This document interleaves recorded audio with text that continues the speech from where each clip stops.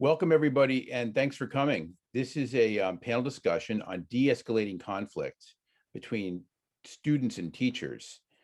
Dealing with disruptive student behavior is one of the most challenging parts of working in a school, and there aren't any easy answers to these conflicts. I know that personally because I was a school teacher for 19 years before becoming a professor of education at the University of Massachusetts in Lowell, which is what I do now. The problems that arise within the interactions in the classroom between teachers and students are often from distress that the human beings on both sides, teachers, students, professional instructional aides, paraprofessionals, teaching assistants, and other ESPs as well, because there are underlying issues, mostly with the students, that are not easy to see. There are as many ways to make things, for us to make things worse for students than there are to de-escalate them. And I've made all those mistakes, trust me. I've made every mistake you can make when it comes to making things worse, escalating a conflict. In the heat of the moment, adults tend to react instead of responding.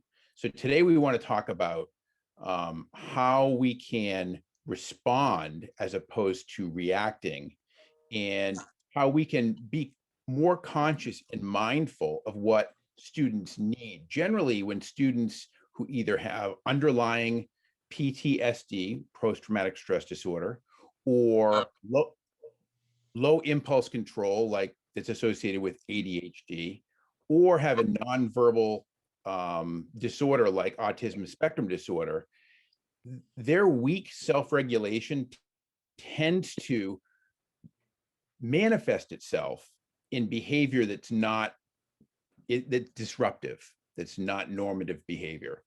And so what we're going to talk about today is we're going to talk about how to de-escalate conflict and to look at the underlying causes. So our panel, and I'm going to let you guys introduce yourselves in just a second. Our panel is going to take a few questions from me, and then I'm going to open things up to the audience to let you guys ask the panel questions about de-escalating conflict with students. So to get us started, I'm going to introduce our panelists briefly, but then I want them to talk a little bit more about where they work and what they're doing before I start in by asking them questions. So we have Stephen Silva, and he's going to just raise his hand briefly so you know who he is. Kat Bacon, and she's raising her hand. Mazen Abdallah. Thank you, Mazen. And Melissa Say, raising her hand. Very good. Is that, who am I missing? Am I missing somebody on the panel? No. So that's our panel. Stephen, can you tell us a little bit about where you work and what you do there? Sure. So I work at a 5 to 8 middle school in Lowell, Mass. We service roughly around 670 students or so. About 73% of them are high needs, and a good portion of them are special ed students, students that are on different education plans. I am an ELA teacher. I teach 7th and 8th grade, and the physical location of my room is right across the street from, or right across the hallway from a room that we designate as the adjustment classroom. So those are students that have some higher emotional needs that can't typically be met in the typical classroom. And because I am right across the hallway from them, and because I'm able to build a relationship with those kids, I'm often their first stop in trying to reintegrate into the mainstream classroom. So often I get those adjustment students that are severe behavior issues because I'm right across the hallway and we can build relationships easily. So you have plenty of opportunities to learn from every interaction you have with those children Yep. about what kind of behavior is a cry for help and what kind of behavior is simply just disruptive. So thank you, Stephen, for being here. Kat, please tell us a little bit about where you work and what you do there. Yeah, so I currently work at the Walden Street School. It is a school that is a trauma-informed therapeutic residential school. It's an all-girls school, and the girls who attend are between the ages of 12 to 22, and they are struggling with mental illness and some significant past trauma. I teach high school science, so I teach biology, chemistry, physics, and earth science. And our school is, since it is a residential program, we're kind of like the inpatient program after students come from hospital setting or a foster care setting. So we work and we focus on using attachment, regulation, and competency framework, as well as any sort of reunification into a general program outside of Walden. Thank you, Kat. Thank you for introducing yourself. Mazen, would you please tell us where you work and what you do there? So I'm currently working at the STEP program, which is part of Dearborn Academy. It's not a school so much as it is a short-term assessment program. So students who have struggled for whatever reason in their public school districts are usually referred to us. A lot of the time, this is when the issues become a little bit harder to manage, things like school avoidance, more severe emotional dysregulation. So they're referred to us, and there's a 45-day assessment period. So they attend whole day classes, and I'm a generalist right now, so I'm a bit of a jack of all trades. I handle all the lesson planning, the academics, etc. And currently I have a class of around 4 students. Because of COVID, it used to be 8, so now our cap is at around 6. Essentially what we do is we work with the students. We try to just sort of look at their milieu, look at their academic performance, look at what accommodations have been helpful, what accommodations have not been helpful. There's a teacher's aide with me in the classroom at all times, and usually the students each have their own clinician who they meet with on a regular basis. We also emphasize a lot of activities, so usually past like noon, there's electives, a number of different activities like art, crocheting was one they did recently, which is pretty cool. So yeah, our goal ultimately in that 45 days is to come up with a big assessment, which builds on what the IEP has and sort of makes recommendations to the school districts about what we think, what we think makes sense for the students and what their next step would look like. Thank you, Mazen. Melissa, tell us where you work and what you do there. So yeah, I work in Malden, and I'm at a K-8 school there. We have a very high SEI population there. It's probably 70% or so SEI. Some of them actually end up being SLIFE students. So students with limited or interrupted formal education. We end up finding that some students who have immigrated here have had that kind of limited educational background. And Malden has an interesting sort of setup where there's an SEI school where I'm at, and then another K-8 school, which happens to be more for behavioral students. It acts like the Malden Alternative School. So I'm currently at the SEI K-8 school, and I'm teaching 5th grade English language arts. But in the past, I have taught English language arts for grades 6 through 12, so 5 through 12 altogether. Thank you, Melissa.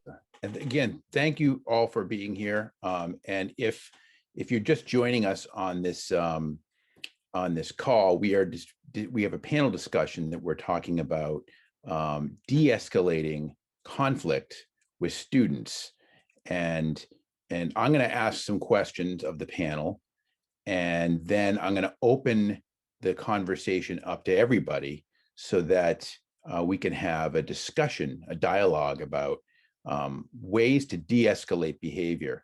So from my experience and from what I know of the research regarding self-regulation, which is the level of awareness that students can develop about what their own behavior is. They can see and know what their own behavior is as it's happening in real time. That one of the best ways for adults to help children learn to self-regulate is for us to actually not do some things. So oftentimes what we do is we unintentionally trigger conflict. And oftentimes it's unavoidable. There's nothing we can do about it. But sometimes it is avoidable. A lot of the triggering behavior that we, and I've done it, I've triggered disrespectful and disruptive behavior. And disrespectful has a little ring of judgment to it, but I didn't want to leave that word out because sometimes it's clearly what fits the common definition of being disrespectful. And I don't want to try to be so clinical here in our conversation that I'm saying that students don't have any responsibility for their own behavior. I'm not trying to suggest that, but oftentimes when I've been responsible for escalating the conflict, it's because I had an unconscious belief or misconception, or I bought a mythology about human behavior, about children and how they behave, that absolved me of responsibility and laid all the responsibility at the child's door, at the student's. I said it's all their fault. My first question to the panel is, what misconceptions have you are you aware of that escalate behavior? Because the first way to de-escalate behavior is to eliminate those things, so we don't trigger it ourselves. So I'm going to start with you, Stephen, and I'm going to ask you, what misconceptions do you believe that educators hold, and perhaps that you have held, that make things worse when we have conflict with students? So I think one of the biggest things that I've kind of fallen into the trap of, and that I've seen happen before, is that a lot of time educators can make the assumption that the student is acting out in a certain way on purpose. That student all the time 100% knows exactly what they're doing and why they're doing that.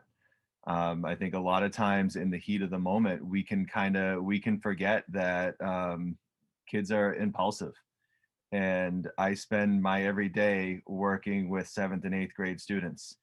And if those aren't some of the most impulsive little dudes that I've ever met, then I don't know. But they will just react. And oftentimes when I talk to them and say like, hey, why did this happen? They just kind of go, I don't know. And I think that teachers in that moment will be like, what do you mean you don't know? There's got to be a reason why you did that. And kids sometimes just don't know what sets them off. Even as an adult, sometimes I can't even verbalize what sets me off and gets me frustrated. So I think that a big misconception is that a kid is acting a certain way and they know 100% all the time why that's happening. Thank you, Stephen. Thanks a lot for that wisdom. It's amazing how much experience as a teacher, because when I started out, I was a special ed teacher, and I thought that I knew what I knew. I thought that, but I didn't know what I didn't know. And I know that sounds like obvious, but I was missing a skills, a skill set that I was unaware even existed until I got to my second job, which was a public school teaching job as a regular ed teacher. And I had a lot of special ed students, but I was thinking of special ed in terms of learning disabilities and not in terms of behavioral disabilities. And I was also thinking of special education, and students in general and teaching in terms of academia, and not so much about social and emotional learning, which wasn't even a terminology when I was, even when I took my second job. And the students taught me. And I learned through failure mostly. The students end up teaching me, not explicitly, but through experience, that I was unaware of what I was doing that was causing them to behave the way they behaved. And they were just as unaware of it. Looking back now, I can see very clearly how my behavior triggered theirs. And sometimes their behavior re-triggers me to behave, that's the definition of escalation. And so we want to try to prevent that entire cycle from happening if possible.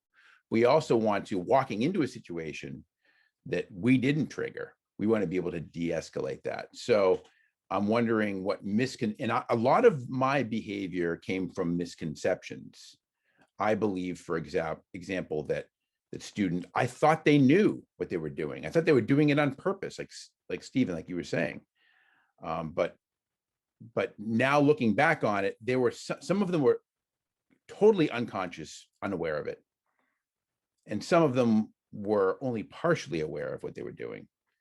Melissa, tell us what misconceptions you've come to understand that educators hold about students and about their behavior that can make a difference between de-escalating conflict or escalating conflict. Well, I think that when it comes down to it, sometimes we just automatically think that some behavior is something that we do need to automatically react to, when sometimes it's when you're talking about and just responding to it. And there is such a difference between reaction and responding. And then sometimes there doesn't even need to be a response in the first place. So I think many times it could be a misconception that there is some kind of battle that is being waged against us. But if we acknowledge it as such, then it is. But if we don't acknowledge it as such, then there's nothing there for us to actually be fighting. And there isn't always like what is your sort of authoritarian response to this? You might hear in interviews or things like, how would you deal with a student which is such and such, like that? But they're really not black and white answers, because if it were, it'd just be so much more simple. We wouldn't be here today talking about it. We wouldn't have to have this kind of discussion. You just automatically, here's the response for this, for that, for that, for this, and that's not how it works, because everybody acts differently for different reasons, and people respond to different methods that in some ways that others won't, and vice versa. So I think the misconception is that, like, there's always a simple answer, or there is always an answer to begin with. Sometimes there isn't a clear-cut one. And sometimes it's just not always going to be easy, as in, this is what you need to do, how to apply it in this situation. So I think the best thing to be trying to do is thinking about your own sort of flexibility and versatility in behavior management too. Not just coming down in an authoritarian sort of way, but what else can you do? Because authoritarianism and being that kind of authority figure, I mean, you might get them to do what you want them to do. It doesn't mean that they learned it. It doesn't mean that they're not going to do it again. And it doesn't mean that everybody's going to respond to it in the way that you want it to. So I think the short answer would be that you have to learn to be more flexible and how to respond to certain situations rather than just come down in one way. Thank you, Melissa. What your comments are insightful. And one of the things that you were just talking about was, well, it was the fact that I lost my train of thought. I'll get it back though, I promise. So I'm gonna move to Mazen. And Mazen, I was wondering what misconceptions that you've either held yourself or you've experienced that make these conflicts, these situations, that make them worse, or some of the strategies perhaps that help out, that help make them better? Well, I would say just in my teaching career, the misconception that I had to let go of most is that the personality or persona or affect that a student shows you is representative of who they are, where they're at, how they're feeling. So basically, just taking things at face value, I think, is always important to avoid. I think we all know on some level that kids, teens especially, will leave out certain things and hide things from us and not tell us things. But I think sometimes we don't have an idea of just how big the scope of that is. There are class clowns who are really depressed. There are kids who are angry and rageful, who are deeply, deeply terrified and anxious. So the misconception is that the persona that the student is presenting to you in the class is that student, is the real person that they are inside. It can be sometimes it really is that the students like that and like that at home and is consistent. But it's a misconception to believe that you get all the information that way. And to speak to that, I think just having conversations with your students outside class, getting to know them, obviously reading whatever you have on them. But I don't even I understand IEPs serve a purpose, but the IEPs on paper, I still want to sit down with a student and just, have some Cheez-Its and talk sometimes. And that to me is just so much more eye-opening than how they behave in a classroom around other peers. So yeah, that's definitely it. The misconception that I feel has been a big part that I've had to lose in my teaching career is that, the side of the student you see in the classroom is that student. I feel like it's often not the case. What you see isn't always what you get. Thank you, Mazen. It's and we hide parts of ourselves from the world, and students, the older they get, the better they get at this. But all students have a side of them they don't want you to see, a vulnerable side, and it's often disguised in a more angry, combative, not the word dis, it's really unhealthy representation, because they don't want us to see that they're sad or that they're scared. Those aren't cool. Those are vulnerable places. They don't want their peers to see that we see that. They don't want us to see that they see that. They want to appear tough and in control. And oftentimes when they behave in a disrespectful way or a disruptive way, it is not just a cry for help, but it's also a distraction. So we won't be able to really see how hurt they are. Humans don't like to show other humans how hurt they are, because it makes us feel like we could become targets for other people who want to hurt us. So children don't know how to ask for help sometimes without, they don't know how to ask for help explicitly. And some of them have asked for help and not gotten it. So that's also, and that's just a reality. It's the way the world works. And because the people that were close to them, their parents, oftentimes, sadly enough, and not always intentionally, have hurt them. So they don't, there's a lack of trust. Kat, tell us about the misconceptions that you've experienced as an educator yourself, but you've also seen in your school and in your experience as a teacher, that escalate or de-escalate conflict with students. Yeah, so I definitely, I feel like attached to every panelist's answer. I really agree. I think oftentimes that we're, as teachers, it's hard to remember that there is some biochemistry happening in the brain, and that students, when they're rude or disrespectful, that that's an amygdala response. That's their fight or flight, and it's a lot more sensitive than any other normative student who can self-regulate.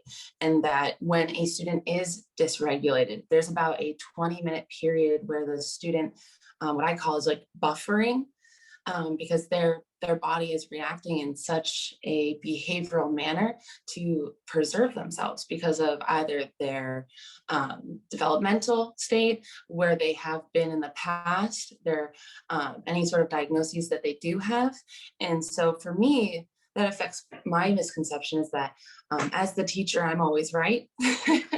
I think, as Melissa said, that, you know, you're the teacher, you have to be in charge, or being a para in the room, you have to be in charge. And I have oftentimes been wrong, and I have seen my peers be incorrect. And the most important thing, like you said, is trust. Students will have more ability to self-regulate independently, as well as a lower fight or flight response, lower threshold for it, if they feel that they trust the adult. And that often comes from saying, hey, you're right, like that didn't work, like that was on me, and I apologize, and validating their feelings, even if, you know, they're swearing up and down and whatever. Everybody plays a part in an interaction. And that, to me, has really built some concrete trust with my students. And I have really been able to do some, not just academic work with them, but a lot of clinical work with them as well, because we're able to build that trust, because I'm always learning too. I'm not always right. Thank you, Kat. One of the important, so every panelist has said something distinctly important with regards to this topic. For example, Kat, you mentioned the word amygdala, and brain science is a huge part of this. There is a term that Daniel Coleman, he's the person that wrote the book Emotional Intelligence back in the 1990s, and it's where the term emotional intelligence was popularized. And he did a lot of brain research about how people respond and react to stimuli in their environment. And he coined the term the amygdala hijacking. And then the other thing that you said, Kat, was that you used the term fight or flight, which is tied in with the amygdala hijacking. It's the amygdala, the part of the brain it's like in the back, and it controls breathing and heart rate and things that we need to have automated. They're automatic systems for us. And connected with it is emotion.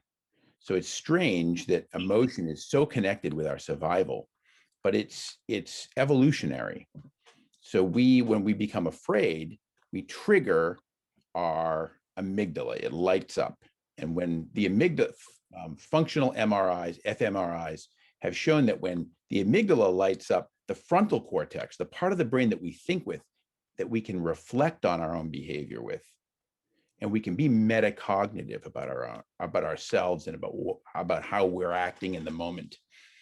That part of the brain does not light up. It actually becomes less active when the amygdala lights up. And this is called an amygdala hijacking. And what people do in an amygdala hijacking is they either freeze, like a rabbit might in your yard. If it sees you when you go out in the morning to get the newspaper, the rabbit might freeze. Or you want to run. The amygdala says, run away. And there are two different ways to run away. We literally have runners in programs like Mazen's. And I see Stephen's nodding. He's probably thinking about students that he's had in class, or students that are across the hall in the program, the therapeutic program that's there, who run off. And Melissa's nodding. She knows about students who literally run away. I've been a consultant to behavior programs, bridge programs like the one Mazen works in, and Kat, your entire program is a therapeutic program. I've been a consultant to these programs, and they've hired me just to deal with runners, literal physical runners, people who leave the program physically. But even more prevalent is mental running or emotional running, which is where you disassociate. It's where the person it looks like they're not paying attention. And they're basically running away from the situation mentally and or emotionally. They just disconnect with the situation for their own survival. And this is similar to disassociation, which is a psychological term where somebody like leaves themselves for a second to spare themselves of pain. It's similar to it, and I'm not even sure if similar is the right word. It might be the same, but to a different degree. The amygdala is at the center, physiologically at the center of what goes on here. And an amygdala hijacking is when somebody either freezes or runs away or fights. And that's where conflict is escalated. When they're arguing with you because their brain is telling them to. Mm-hmm. And it's tied into their survival. So I'm glad you brought up the word amygdala, because when students think with their amygdala, they're thinking about surviving. And so it becomes a fight for their lives. And that's why they might hold on to the fight, even though it's not in their best interests. And oftentimes it can trigger our amygdalas. And the hardest thing for us to do is to be vulnerable in that moment. And that's why your advice is important, Kat, that admitting that we might have been wrong, or being even open to the possibility without even admitting it openly, like verbalizing it, but saying, okay, I might have been wrong on this. Even if you weren't wrong, but you're entertaining the opportunity to think, maybe I was wrong, can allow the student to think maybe they were wrong, because students do what we do. They don't do what we tell them to do often, but they do what we do. So if we say, you know what, I might be reading this wrong. Let's take a second and look at this and reflect on this. You know, I want to think, did I do something that caused this? And you can think that like aloud to your student, or you can think that not aloud. They can almost hear what you're thinking internally by reading it on your face, because children are pre-verbal, especially all children K through 12 are pre-verbal compared to us. We are highly linguistic people. We are highly developed in terms of thinking about language. We think about what we say, we think about what we read, we think about what we hear in terms of words, language. But children are much more apt to, and the younger they are, the more they do this, to read a facial expression or a posture, a stance, a presence. And they're going to read that, and they're going to actually be able to sense what you're thinking. So if you think for a second, do I have a part in this? Was I wrong? And Kat, you said, I have been wrong. That's one of the hardest things to admit when you're a teacher, because one of the misconceptions, one of the mythologies is never let your students know that you're wrong. And that's not always good advice. I'm not saying it's bad, but not always good. And in these situations, sometimes it's better to say, I might have been wrong here. And then the student can drop their guard and they can think, I might have been wrong here, because whatever you do, they're more likely to do. If you said, could you have been wrong here? Wouldn't be as effective as saying, I might have been wrong here. And then they're going to think, I might have been wrong here. So that's every panelist had something that said something in just recently that was distinctively useful. So I have other questions, but I'm not going to go to them because the chat is exploding with questions, and I can't read the chat, but I am going to call on people. I'm not reading their comments, but I am going to call on the people who have been asking their questions in the chat to ask you your questions. I'm going to open things up immediately, because some of these questions that are in the chat are better than mine. So I got to go to them. I have to. So I'm gonna moderate this. I'm gonna try not to talk too much during this panel discussion, and I'm gonna try to moderate this. And I'm gonna call on people who in the chat have a question. And if you want to direct your question at a panelist, please say so. Otherwise, I'll just expect that the entire panel will just say what they think. So Martha Bezzat, I think I have your name right. I hope I have your name right. Martha has a question, and can you ask your question to the panel or to an individual panelist for us? Sure, no problem. Can you hear me okay? I can hear you, yeah. Okay. So yeah, I'm an ESP. I'm a building ESP. So it's kind of like I tell people, like I'm kind of like an in-house sub.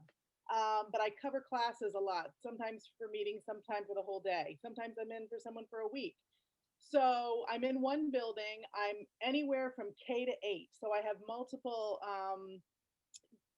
ages of students, multiple backgrounds. I'm very familiar with the students though, because I've seen them over the years.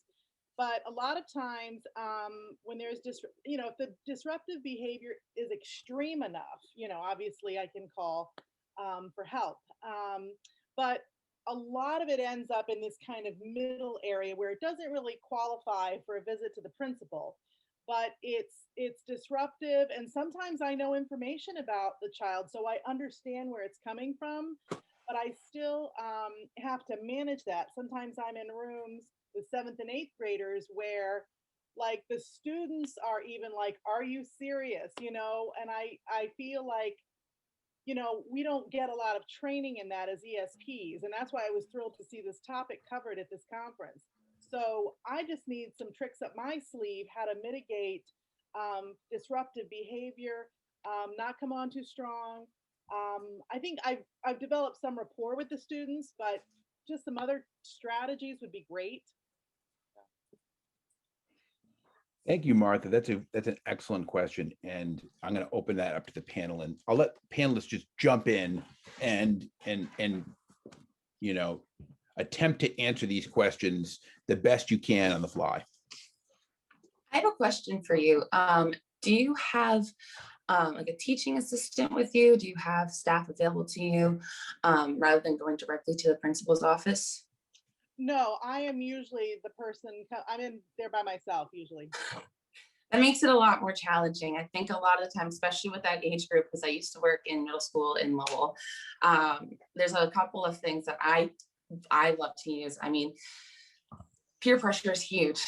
And for students who are having that reaction, when you do have a resource, you're able to change the location of that student, take them out of that location, because you're one, that's resetting the brain for them. Two, you're taking away the audience. That's always big. And you're also able to set some clear expectations. But when you aren't able to do that, I think a huge part of it is labeling. I think another common misconception teachers and professionals have is students come to the classroom with a set of skills that they already know what they're doing. They know what's happening. And labeling is 50% of what I do. And I say, hey, if you look around, I don't think anybody really appreciates this. I think they're getting frustrated. Do you think that we can kind of get back to work? Using I statements and labeling, saying, hey, this behavior, the show, the laughing, the whatever, it's starting to impact the class. Do you think we can turn it around? And that can definitely work. Sometimes it might have a bigger like shame response, and then that turns into another labeling saying, hey, it's okay, let's just do this together. And the labeling goes a long way. You have to work at it, critique it, won't go right a couple of times, but labeling is huge. Thank you, Kat. That's very valuable. It's important. I think too, not only people moved around, sorry. I like to look at the square. I think too, not only is labeling extremely important, but something that I have learned over several years of doing things incorrectly is what you're actually physically doing as well. And your body language towards a student is going to be just as important as what you're saying. And so part of what I had to do in order to be able to take in some of those students from across the hallway that are in the adjustment program is to become CPI certified. It's just what the district program uses. And it's basically crisis prevention. So it gives you a set of skills on what to do to basically not even let the behavior start. And then if that behavior does start, what to do afterwards. So one of the biggest things that they talk about in this is just being mindful of the way you're actually physically interacting with the student. So, Kat had some great ideas of, labeling things. But if you come up to them hands on hips and say, you're doing this and it's incorrect, obviously that's a little over the top, but the kid is going to react with that. So as silly as it sounds, simply going from this and talking to the kids straight on to just turning your body to like 45 degrees and coming at them this way, it's almost like it kind of takes that like amygdala reaction away and say like, they're looking at you and you're like, okay, how am I going to get around this? I can get around that way. I'm going to go through them. Right. And whether that's physically or verbally. And just by simply going like this, you have given them a physical and verbal out. And it's such a small thing, but the way that you are actually interacting with somebody physically is massively important. Down to getting down on their level. So they're sitting in a desk, instead of looming over them in their desk, take a knee and be on eye level with them. Again, being mindful of where you actually are in relation to that desk. It seems really small, but that is something that I have learned over the last several years that is absolutely crucial. Thank you, Stephen. So there's a significant amount of research on exactly what you're talking about that you've observed empirically in your experience. But a very easy to read book about what you're talking about was written by a psychologist who actually isn't an educator, but she works at the Harvard Business School and she teaches MBA students. Her name is Amy Cuddy. Now you may have seen her on a TED Talk. And if you don't want to buy the book's called Presence by Amy Cuddy. But if you don't want to read the book, you can just watch the TED Talk, which existed before the book. So if you go to the TED Talk, Amy Cuddy, it's like the second or third most popular TED Talk of all times. And that 20 minutes could very well change the way you approach students physically, how you stand, how you, what your face says. The book covers a lot of this topic. And now that, since I'm touting TED Talks and authors, another TED Talk that's lined up with some of the topics we've been discussing is one that I thought of while Kat was talking, and it's called The Power of Vulnerability. And that's Dr. Brené Brown, who is a social worker, and she's a doctor of social work. And she has a TED Talk called The Power of Vulnerability. And she has a book called The Power of Vulnerability too. And it's discussing exactly what Kat was talking about, how the power dynamic, we own the power dynamic, and we sometimes overuse it. And she talks about how we can strategically use our vulnerable side to help people. And she also has a TED Talk that's about shame. She's done a significant amount of research on shame, which is a huge trigger to escalate conflict. And there's a 20-minute TED Talk by Dr. Brené Brown on shame, and that's worth watching. It's worth more than like a class. I assign those TED Talks to one of my classes because it's worth, just watching one of those is worth more than a class. So watch the TED Talk and then you might want to read the book. So So Melissa and so Melissa, did you want us to add something about this question, or do you want us to move on? No, well, I wanted to really stress what Stephen was saying, especially it was just this past week where we had our 5 days in school, fully in person and then fully remote at the same time. And it just was really tough. And I know a lot of students were really, really nervous. And even though they're wearing masks, you can't really see their expressions. It's just their actions. You could tell how nervous they are. No one's eating breakfast in the morning, but by the end of the week, they were all eating breakfast. So that was good because it made me see that they were becoming more comfortable with it. So it's not just by their facial expressions, but it's also the way you approach someone too. I had a student before, he's known to have gone through some severe trauma, especially just recently too. And we know him to be someone who acts out, somebody who, well, I say acts out, but that's loaded. What does that mean? But maybe might be aggressive, and just defiant. And I didn't see any of that like the first day. Instead, I was walking around and it made me think, Stephen, when you were saying like looming over students, yeah, that's exactly what I was doing. And he had his head down like this, and he's nervous too because he's doing these fidgety things and stuff. And I know he just went through trauma. But then I crouched down by his desk and I put my hands up on the desk too. So I'm looking up to him, and I was like, hey, what's going on? And I know my voice is changing too. I'm not saying, hey, what's up? I'm like, what's going on? He just broke down. And that is not something that he's known to do. He's somebody that is known to just reply with a rude or disrespectful sort of comment, and he'll just bite back. But then I saw those tears and I was like, oh, I heard what happened. I'm so sorry. I'm really sorry about that. And instead of saying you should be doing your schoolwork, I said, I'm really proud of you for coming into school today too. It must be really tough for you to do that right away. You're really strong for doing something like that. You know that? And he was just nodding, but he's still crying. And that's very out of character for him because he's not the kind of person that will break down like that. He's more the kind of person that's just going to go ballistic and throw stuff and hurt people or himself or something.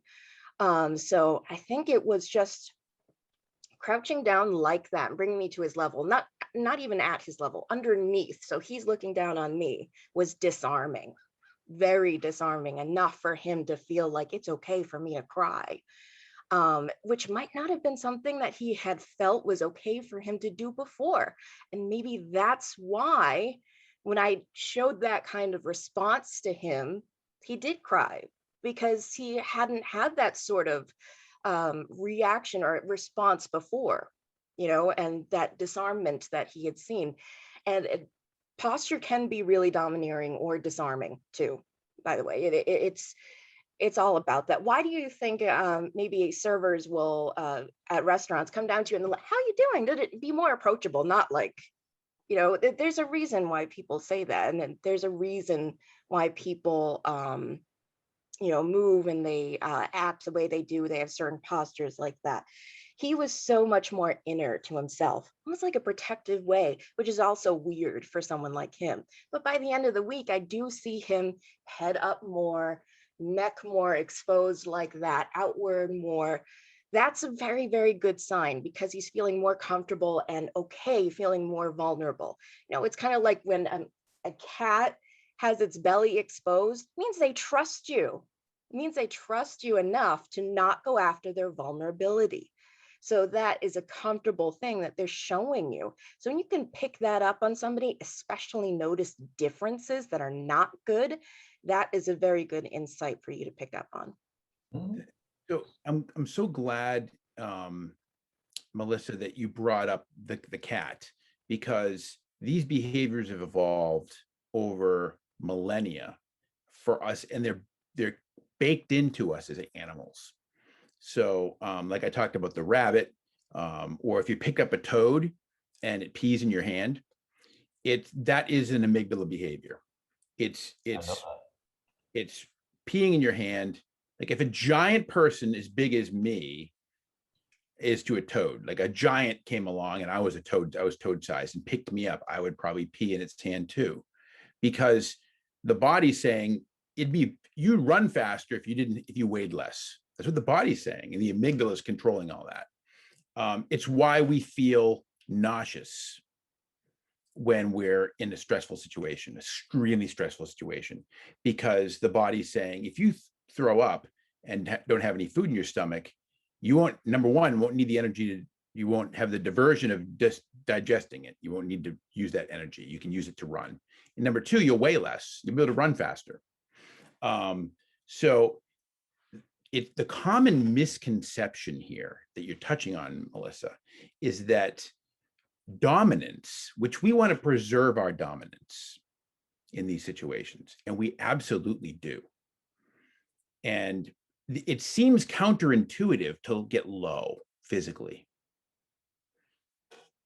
and remain dominant, but it is not only possible, but it's more likely that we will maintain our dominance while getting low. And getting low, like lowering yourself physically down, or lowering your voice, or just lowering your energy level, or slowing down and the research. Amy Cuddy's book talks about all these things. Our dominance actually is fortified by that, because animals, like you're talking about the cat, in the animal world, the most dominant alpha male wolves and bears in a pack will turn their back on their pack, the competing members of their pack for dominance, or turn their back on an enemy, because that shows I'm so confident about my dominance that I can actually not look at you, and I'm not worried about it. Or they will lower themselves. It actually shows dominance. And it's counterintuitive. A lot of these things are counterintuitive. Or when I was a teacher and I wanted to preserve my dominance, I would puff myself up, which often triggers a PTSD response from students who have experienced trauma. So if they've been hurt by somebody who is bigger than them when they were little, when I puff myself up and make myself big, because I feel like things are getting out of control, I'm going to assert myself, I'm going to make myself bigger. That often makes it worse for specific students whose behaviors can be extremely distracting to the class. And it's almost all unconscious. It's unconscious on my part that I'm puffing myself up to try to get control over things. And it's unconscious on their part that they're triggered. A trigger is by nature unconscious. Also, it's interesting what you just said, Melissa, about the masks. So because, like I was talking about being pre-verbal,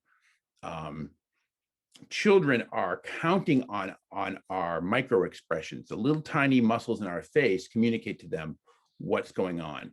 And if we have a mask on and everybody has a mask on, they feel like cut off from their normal signs of communications, which makes them very insecure. So that's something to be aware of, that the masks are necessary, absolutely necessary. And it's put all educators in a very difficult position, because the students want to take off their masks and they want you to take off your mask too. And elementary children will actually will say, can you take off your mask? Because they want to see you. They'll feel better if they think that they can interpret you better. Stephen, I wanted to come back to what the training you received was. What was it called? CSI? Sorry, I couldn't find my unmute button. I lost my mouse. CPI. CPI. So I took this prevention. I forget the I, but it was I is like it means initiative or institute or something. So I put my email address in the chat, and if anybody wants resources, they can email me and I will send them like a link to CPI training. So if somebody is interested in that, that's very valuable training. Stephen, you have the personality that goes with that, but you also have some specific knowledge from that training that you weren't born with. So, right. and you found useful. So if other people want to that training, I wanted to make that available to them. Mazen's had his hand up forever. Mazen, tell us what you're thinking. I look at disruption a lot more, and I get that it's a case by case thing, but I look at disruption a lot more about content. So I think a big thing that I usually do is if we're in a block of the lesson where it feels like there's a lot of just reading or there's something that's, you know, taking a lot of energy, if it feels like it's a bigger class thing, like there's 2 or 3 more students, often what I'll do is I'll just pause that block and try to move on to something else. So that's one thing that I think really helps, just kind of de-escalate the situation. Instead of saying, no, we have to do this, switching it around, that change of energy I found really does help with disruption, because the students are just like, oh my God, it could be anything. And I get that at the end of the day, you need to give your lesson, but it's more a matter of switching it around, assigning certain parts. The other thing is sometimes if I have like 1 or 2 particular students who are being disruptive, doing something like a free write or an activity where everyone kind of works in pairs, that is basically for teachers that don't have like an aide, because I spent a really long time in a school where they were like, no, there's 1 of you in the class, and that's plenty as far as we're concerned. You do want the class's energy to be on something, so students are working, and you can kind of, then it's, and I don't like the term because it implies we're trying to conquer our students, but it is a divide and conquer thing. If you put out a free write, that means everyone starts writing at their desks, people are working, you're circulating already. And then that's the point where you're saying, hey, so I couldn't help but notice earlier there were some issues, what was going on? It's a good way of de-escalating just by sort of shifting out of that moment and giving you a little space to sit with the student, talk with the student. Also, again, if the student just wasn't liking it, the free write, they may not do it. They may not do the work, but at least there's a way for them to kind of take a break from it. This is assuming it's a school that doesn't have a system for breaks, doesn't have a setup for it. Oftentimes, if there is the option to give someone a break, that's what I would go for. But really, that change of pace and that looking at the lesson, I think, is also really important for de-escalating when a student's disruptive, while also not turning it into a power struggle. So the rest of the class is doing something, you can have that conversation. I think I really agree with that too. Like just in instruction, if you have a class that is maybe not engaged in a certain part of it too, they're not listening to you anyway. They're not engaged in this part anyway. You want them to learn. That's the goal, right? So switch it up.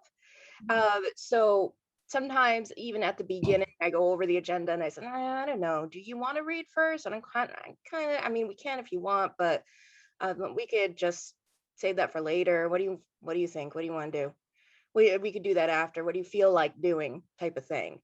So it's always good to change it up. Sometimes they just have had too much, and it's like a fatigue sort of in one sort of activity. And I think adults have that too. I think it was we learned in like a drama class a long time ago.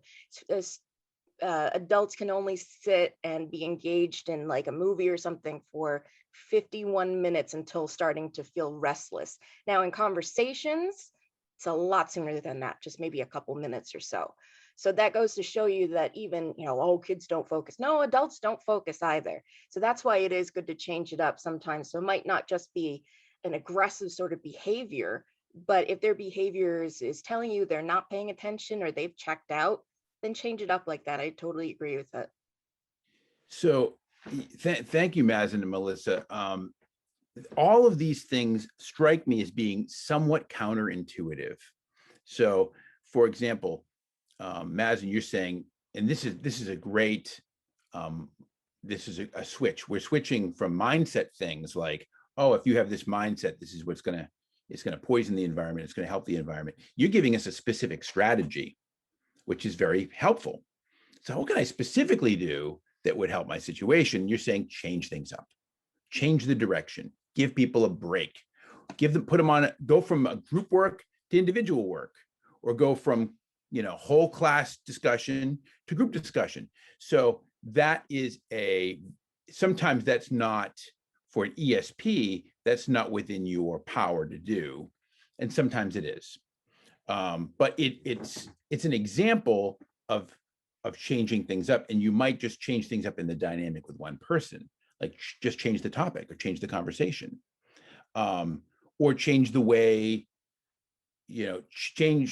change the way you're standing. The reason that might be counterintuitive is I remember when I was starting out as a teacher that the last thing I wanted to do if my students were being disruptive was give them a break, because giving them a break is kind of like a reward. Why would I want to reward bad behavior? But if it gets the job done, then it's worth doing. That's very practical response to the question, why would I want to reward bad behavior? But bad behavior or disruptive behavior is complicated, it's complex. People do it for different reasons. And there might be different people in your class, children in your class, that are behaving disruptively for their own separate reasons.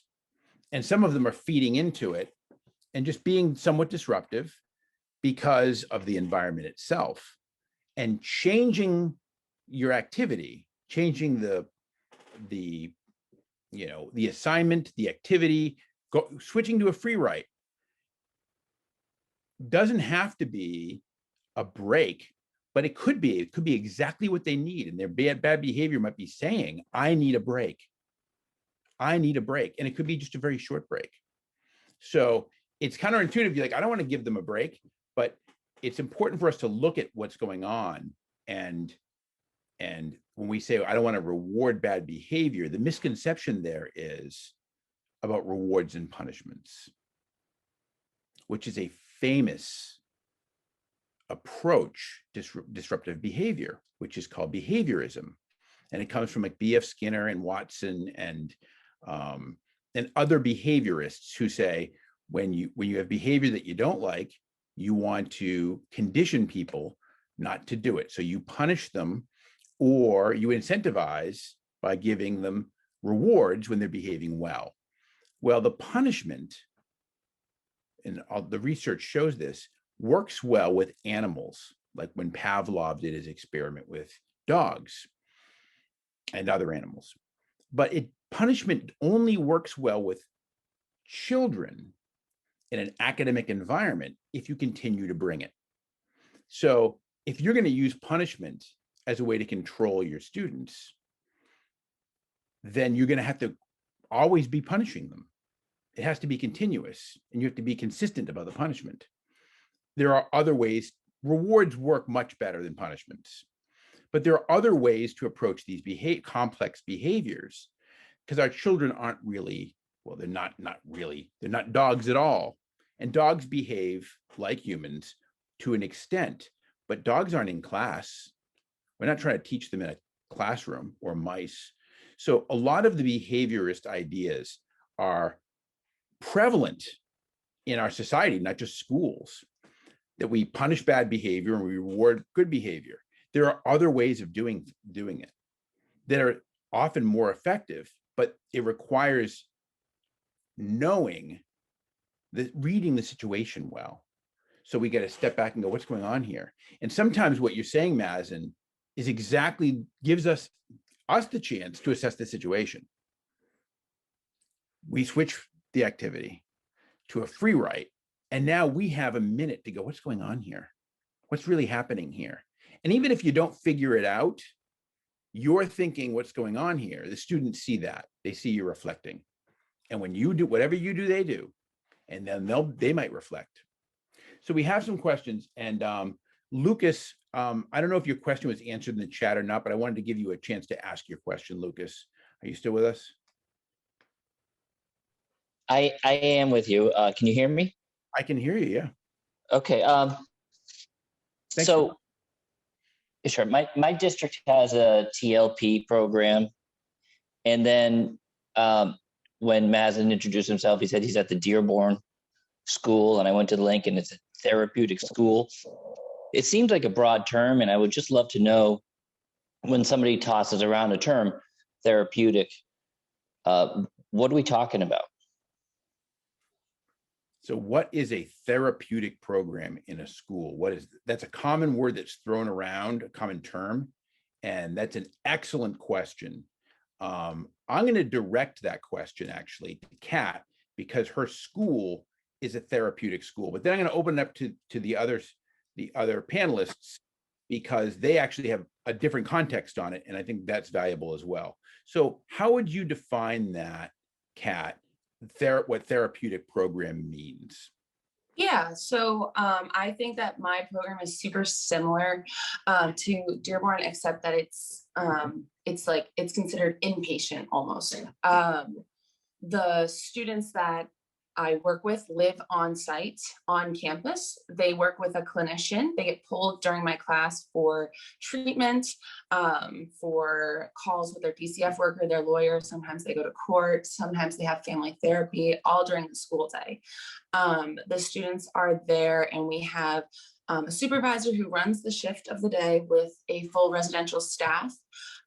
Students we have locations on them at every 15 minutes of the day. We have therapeutic protocols in place. So like, for example, if a student isn't focusing or something, I can make a call and say, hey, listen, my student needs to take space outside of my class. We have designated space rooms. We have a sensory room where they can go, and it's like a giant room of yoga bows and balls and things like that, where they just bounce around. We have precautions for students who are considered low risk and high risk, and then low risk of AWOLing and high risk of AWOLing. And so when it's a high risk, they have a staff that's designated with them at all times. They have specific protocols. They have to do body checks. They have to clean every room before they go in it. And so when I say therapeutic, it means that they're really there for their trauma and their mental illness. But we recognize that, like, you can't really take a pause on education at these, K to 12. There's other programs within the JRI network that service younger kids or older kids than my students, because school has to happen. So while they're getting their education, they're able to still do that clinical work and develop. And the main goal is for them to graduate into another program. Usually our students go to group homes or independent living, or they go to some sort of a alternative school program.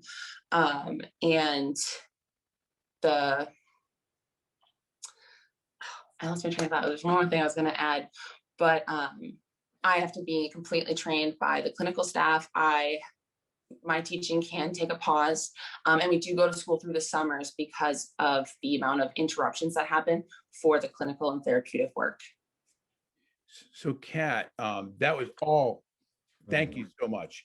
Can you go back and tell us a little bit more about, like, the typical, and I know this is hard to do, but the typical profile of one of your students? Like, who is this person? Yeah. I know that they're all different, but Yeah. some commonalities. Yeah, so like I said, so Walden Street School is under the Justice Resource Institute umbrella, and each student gets their own type of student because of the level of care that we can provide. And so when a student comes in, I get an intake summary as an educator, and it tells me their guardians, their clinical background, their biological development. It talks about how they were born with a successful birth, actual like science, like clinical things like that. Their trauma history, their educational history, and then at the itsy bitsy bottom, there's strengths. It's usually 3 bullet points about the good things about them after this really long list of really yucky things that happen to them. And so often our students, the ones that I can service at the Walden Street School with our profile, are commonly DCF's kids. They're usually sent there through DCF, the state protective services, or their school district can no longer provide for that student, and that school district has teamed up with parents, clinical doctors, and the state to put them into an alternative program, because the kids they have to pay for their place. Private pay is extremely expensive, and so the school district has to pay, and so that's like not really something that schools want to do. So it means that it's serious. Those kids really need to be in a therapeutic setting. So think kids who are highly reactive, who are physical, who are aggressive, who can't keep their executive functioning, or can't organize, or steal, or truant. Those are generally those students. That's great. Thank you for explaining that. I just wanted to say the Justice Resource Institute is a statewide, I believe that they're mostly in Massachusetts, nonprofit organization that works with the state of Massachusetts to help with the infrastructure for children and families who need resources that are mostly behavioral. For example, DCF is the Department of Family and Children. And sometimes parents are unable to care for their own children because of the trauma that they had when they were younger, or because they hurt the children, or they are drug addicts or alcoholics.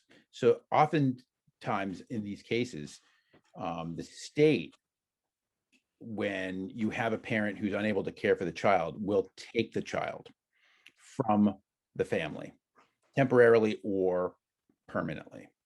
And so the state never wants to do this, because the state it's expensive, and it's also a tremendous responsibility. And clinically, it's not advised to remove a child from their parent, even if the parent's hurting them. But when this happens, they need to place the child somewhere. And these are some of the students, in fact, a lot of the students that you have, right, Kat? Yeah. So they're basically, in the old days, if you're older like me, you'd call them a ward of the state. And back like 50 or 60 years ago, even before my time, they referred to these children as like orphans, or they said they were going to reform school to change their behavior, to reform them. And there was a certain judgment about that, like these are the bad kids. And they certainly act in a way that seems like bad, like not good, that's bad, like bad for us. Yeah. But they're doing that because, and that's why your explanation, Kat, was so valuable. When you went through all the things that you look at, the more you know about these children, when you like read their sheet and then you get to know them and you see the behavior, you make a connection between, oh, that's why they behave this way. Why does a child light fires or punch other kids or bite, right? Well, some of them have some physiological programming that tells them to be this way. Like they are on the spectrum, or they have a low impulse control because they are ADHD, or they have a psychological disorder, like they have a personality disorder, or they have a PTSD style condition. So they weren't born with this programming, but they've received it after birth. And because they received it after birth, what happened was they're responding to their experience. And the earlier these traumas happen, the harder they are for students to heal from them. So a therapeutic environment is often intended to be a healing environment, but at the least to be a safe environment. Yeah. Because healing can't happen without safety. Now, often as educators, I remember not knowing any of this. It's all about school, it's all about academics. And panelists have said this unilaterally this morning, that the academics are important, but we can't get at them until we've dealt with the social and emotional issues first. I think it comes as a pyramid. And what really, I think a lot of times in education, it's the main school of thought is to come from a deficit thinking, saying, this is a kid who's struggling. This is a kid who's rude. This kid is physically aggressive. This is a kid who is unable to pay attention. I think when we take a step back and we say, this is a kid who has all of this going on, and then the behavior is disrespectful, rude, unable to pay attention, or aggressive, you're able to take a step back and say, this student is valuable. This student is capable. This student can do it. And we need to work on how to mitigate those behaviors. And when we do that, we're able to build trust and safety with that student. And you can't have education without that. The students have shown in all of their settings that they are not able to function in society until they feel safe and like they can trust the adults in the room. And so that's why I think a lot of my peers here today have said that academics can take a pause because they're not going to happen unless that kid feels safe. I see some of my panelists are nodding their heads. Stephen, you want to add something. What are you thinking? I just want to point out that, you know, the kids that go to Kat's school, they're my kids, right? So I mean this metaphorically, because like they don't just day one appear at her school, right? She's talking about the process that it takes for them to get in there, because it's I mean, when it gets to that level, it's pretty serious stuff. So these kids, they start off in your mainstream classroom. They're our kids, right? They start off in our rooms. So when you sit down and, you know, you're asking questions about behaviors and how to curtail them and, you know, how to deal with them and things like that, you have to remember too that there's a possibility, slight, you know, whatever the percentage is, that eventually it might progress to the point where the best for this kid is to be referred to a school with cats. So, you know, when you're sitting there and you take the 1,000 steps backwards it takes to get to Kat's school, right? You have to remember a little bit that there is something going on here. There is a reason why. There is an underlying thing. It could be something extremely huge and traumatic that will eventually possibly have the kid be placed into a placement like Kat's, or it could be something really, really small, but still there's something there.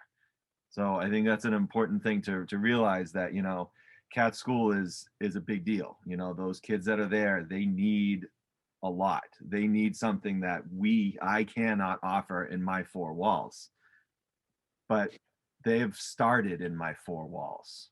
So that's something to remember. I'm so glad that you're tracing this back, because it'd be easy for me to say, if I were an educator just in the audience here, going, well, Kat's program is an extreme program. Those aren't my students. And this is where I'm going to ask Mazen to add something here, and ask Melissa to add something here, that Kat's students are extreme. And it's very helpful to look at the extreme as an example. But Mazen's program is very similar to what you're talking about, Stephen. It's the therapeutic program across the hall from you, and it is it's a bridge program, right, Mazen, that treats children in the context of the school. So like Melissa has students in her class that are difficult, and all of them have needs. Kat was talking about a pyramid, and I think you were imagining Maslow's hierarchy of needs. I don't know if that's what you were thinking, but they all have needs, and some of them don't have enough needs that they end up in a bridge program like Mazen's. Mm-hmm. And some of them don't have the extreme needs that they would end up in a school like Kat's. But bringing this home to what we do every day, what you guys do every day, I don't do it anymore. We need to trace, that's why it's important what you just said, Stephen. We need to trace back. These behaviors actually occur in smaller amounts and less intense depths in our experience every day. Mazen, can you talk about where your students come from and where they also sometimes go when you can't help them anymore?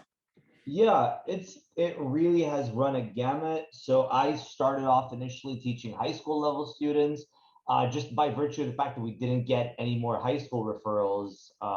I've speculated a lot on why that is, but that's the case. We started seeing more middle schoolers. High schoolers, a lot of the students we saw were getting into substance abuse, unsurprisingly. That was a common theme, usually struggling a lot with depression, suicidal ideation. And it would just get to the point where it was severely impacting their school attendance. In some cases, it would be school avoidance. So these kids wouldn't go to school for weeks on end. They'd just be at home, you know, under their blankets, just unable to go outside. And I think there's going to be a wealth of literature on this alone. This is during COVID. So I have to imagine the fact that people are saying the world is coming to an end as we know it. had to have played a role in that. But yeah, so there were those students, and it really did run a gamut from some students who were able to be, conversational and active, but who still struggled with substance abuse. And I would like to think that a lot of people who work with people who have substance abuse say they hide it well. In our program, they would be friendly and convivial, but at home they would struggle with substance and addiction issues. So that was something. To students who just had severe bullying or again school avoidance, and their social skills, I think, had gotten to the point where they just weren't really able to handle a lot of just being around people, being in rooms with other people. That was it. So typically speaking, we met because it's a proximity thing. Districts usually had to arrange for transportation. So I had students from Masconomet, students from Topsfield, very rarely because that's out of the way. Students from Newton itself, Greater Boston area, a whole mess of different places. And typically speaking, a lot of the time, as we mentioned before, the districts are very adamant to have them back in the program. Just it's easier and quite frankly, a lot more affordable for the district to have the kids back in the program. And they're still going to try to do what they can for them. But, instead of sending them, almost all the students, and I've been with this program for about a year now, so I can't talk about what they had before, but almost all the students I've seen did end up going to therapeutic schools full time. So the Dearborn Academy we're in the same building. We do the assessment, and then Dearborn is like one floor below us. They're like a full on school. So Dearborn itself has taken some of our students. Beacon is one school we've also referred students to. I'm drawing a blank on some of the other names, but yeah, a lot of them do end up going to these therapeutic schools just because they can benefit from the structure. As Kat mentioned, there are times of the day where they meet with their clinicians. There are more activities, there are more electives. The pacing compared to the public school system, which is like you have all these classes and it's a barrage and you got your MCAS coming up. Some of these schools do MCAS testing, not all of them. So yeah, we do end up finding that for whatever reason, a lot of these kids, the stage of their life that they're at, they don't have those tools yet to navigate the public school system, which is rigorous for students who have all the support in the world, who aren't struggling with any kind of addictions or any issues. It can be an overwhelming experience. So for these kids, it's especially difficult. So yeah, the what I've seen a lot of is these students who struggle, who have these coping issues, and who benefit from this program that's smaller, differently paced, and ultimately, yeah, I haven't seen a student just go back, because when they're with us in our program, they start to notice they're like, hey, I could actually be more successful in learning if I have a smaller class, if I have more breaks in the day, if I have this. And they realized that the issue was just that bigger environment, the increase of bullying, the more demanding teachers, etc. So that's what I've seen a lot of for the older students. For the younger students, also a lot of regulation issues. I have seen a couple more students with ASD recently. And for them, I feel it's very relevant. Someone said about the long road. That long road takes a toll on the kid. There's a fatigue about them because there's some of these kids, I consider them like veterans. They've been to alternative schools, independent schools, day schools, therapeutic schools, rehab, what have you. So some of them are very skeptical. Some of them are like, well, you tried putting me in X, you tried putting me in Y. How is Z going to be any different? So that's also a big part of it. They're kids who have struggled, and some of them struggle in the public school system, and we are kind of their next stop after that. And some of them have been outside the public school system, like outside their regular public school for a while. They've been in independent schools, day schools, therapeutic schools, etc. And yeah, we're just another thing that's trying to help them. And that does influence them a lot, because a lot of the students, especially that I had, who were in rehab programs a lot. There's a lot of those rehab programs in Utah where they basically take them out of state because there are fewer restrictions on what they can do. Yeah, they come back, and you have to kind of like this isn't like a rehab program. We're not going to be tossing your backpack. We're not going to be doing random spot checks unless we need to. So yeah, to sum up, because I feel like I tossed a lot out there. Students who basically struggle in the public school system, regulation and coping, varying degrees. Some of them are just kind of beginning to struggle with this stuff. Some of them have been dealing with it for a really long time. Most often they don't go right back to the public school system because they realize it's not a good fit for them. Thank you, Mazen. I didn't realize how fast this time has gone by, and I feel bad for Leah and others who have questions. So Melissa in the chat made a suggestion that we make ourselves available to continue this conversation in some way. So I've put my email address in the, and you can email me at either my UMass email, which I put my UMass profile in the chat at one point, but I put my email address and I'll put it in right again. If people want access to a conversation like this or materials about these topics, myself and the panel, we can create another event outside of MTA or in conjunction with MTA, or make available to you just information that would be helpful. Like, for example, Stephen talked about the program, is it CPI? Yeah, CPI. Like you want to know more about that, you want access to it, or you want to know more about the Justice Institute where Kat works. But if you want to ask your question and you didn't get to ask it, we can have another panel. I can make one because I have a Zoom. So just let us know, just email us and we will create another panel and we'll continue this conversation because it's an important one. I know that we all want to help our students be, to learn and to be healthy in school. And it's hard. It's very, very difficult. And for years, I didn't know what I was doing. And I want to help people so they weren't in the position that I was for many, many years. I didn't know how to respond to this behavior. It's 10:44. I want to thank the panel, Stephen and Melissa and Kat and Mazen, for being here and answering questions. I also want to thank everybody who attended the session and the valuable questions that we got. And I'm so appreciative of the panelists and the participants who have been having a side conversation in the chat that's been fantastic. I was trying to pay attention to it, but I'm also trying to pay attention to the live questions. So thank you all for coming. Appreciate you being here. Email us if you want more information or you want to set up another seminar, and I hope you enjoy the rest of the conference. I give you a lot of credit for coming to a conference and being inside when it's so nice outside. That's to all of you, my panelists as well. And it's really nice outside, but you're in here trying to do your best to improve your practice, and I appreciate that. Thanks a lot for being here, and enjoy the rest of the conference.